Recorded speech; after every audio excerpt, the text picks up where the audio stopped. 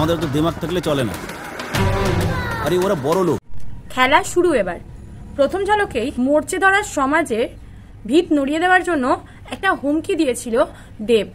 এবার সেখানে trailer out হলো। এখানেও কিন্তু অনেক বড় একটা প্রশ্ন ছুড়লেন দেব। চাকরি ফেরত দেবে কে?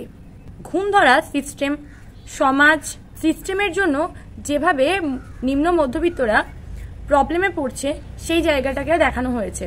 টেক্কাতে কিন্তু টিজার বা পোস্টারের মাধ্যমে আগে কিন্তু একটা হিংস পাওয়া গিয়েছিল যে ভয়ঙ্কর খেলা শুরু হতে চলেছে। টেক্কার টিজারে ছাপোষা সাদামাটা দেব বলেছিল পৃথিবীর সব থেকে বড় অপরাধ বোধহয় গরিব হওয়া। এবারে কিন্তু সেই জায়গাটাকেই তুলে ধরা হয়েছে একটু অন্যভাবে।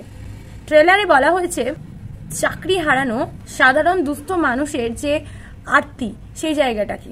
তবে সিনেমার প্রতিটা মুহূর্তে মুহূর্তে একটা করে চমক রয়েছে। প্রতিটা চরিত্রকে আরো ভালোভাবে স্পষ্ট করে দিল কিন্তু এই ট্রেলার। আগেই তোমাদের বলেছি যে 1 লাখের ভূমিকায় দেখা যাবে দেবকে।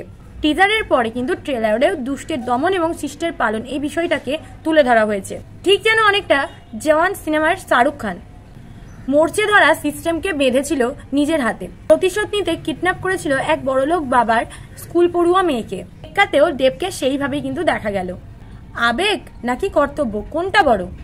টেক্কাতে রুক্মিণী অর্থাৎ পুলিশ অফিসার হিসেবে এই জায়গাটাকেই তুলে ধরা হয়েছে। শেষ দিকে টুইস্ট তো আছেই, বাট এটা এখন সিক্রেটই থাক না। তো ততদিন অবধি ওয়েট করতে হচ্ছে যতদিন না মুভিটি রিলিজ করছে। তাই আমরা ওয়েট করি চলো ষষ্ঠীর দিন পর্যন্ত আর সমস্ত প্রশ্নের জট খুলে ফেলি। তো চলো আজকের মতো ভিডিওটি এখানেই শেষ করছি। দেখা হচ্ছে নেক্সট ভিডিওতে নেক্সট আপডেটের সাথে। তোমরা চটপট আমার চ্যানেলকে সাবস্ক্রাইব করে জয়েন হয়ে যাও নতুন আপডেট পাওয়ার জন্য। ভিডিওটি ভালো লাগলে লাইক করতে ভুলো না।